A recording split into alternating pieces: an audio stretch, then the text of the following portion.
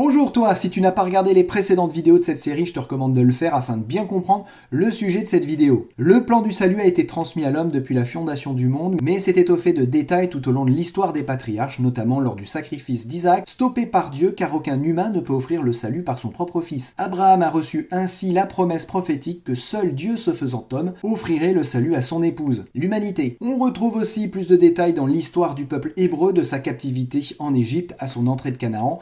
J'ai déjà fait une vidéo, je te recommande de la regarder pour voir de quoi il s'agit. Mais l'enseignement de Dieu au sujet du salut le plus complet se trouve dans le sanctuaire hébreu qui deviendra le temple sous le règne du roi Salomon. La Bible nous dit qu'il existe 3 sanctuaires, le céleste qui est le modèle, le terrestre qui est l'image du céleste et le dernier, humain, qui est individuel. Et les 3 sont étroitement liés. Le sanctuaire céleste a été fait sur le modèle de celui qui est présent au ciel, tel que Dieu l'a montré à Moïse. Il est composé d'un parvis délimité d'une clôture en toile comportant une seule entrée, la porte. À l'entrée du parvis se trouve l'autel des holocaustes où sont brûlées les victimes animales mises à mort par la main même du pécheur. Le sang de la victime est récupéré par le sacrificateur. Ensuite, on trouve la cuve d'airain remplie d'eau pour la purification. Puis, c'est le tabernacle, la tente de la rencontre composée de 2 pièces.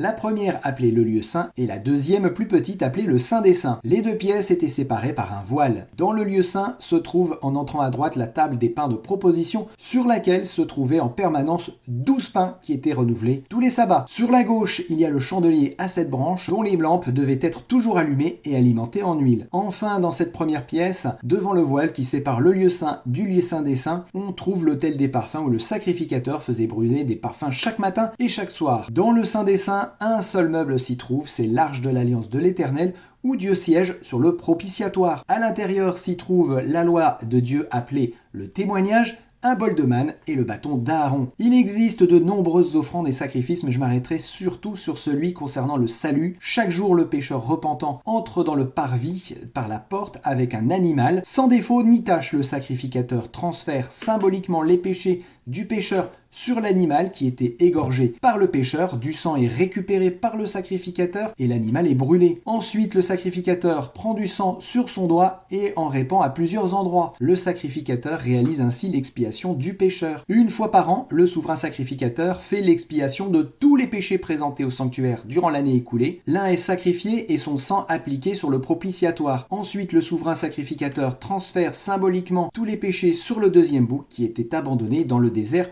loin du camp hébreu. Mais quelle valeur donner à tout cela? Ce sera à découvrir dans la prochaine vidéo. À bientôt et que Dieu te bénisse abondamment.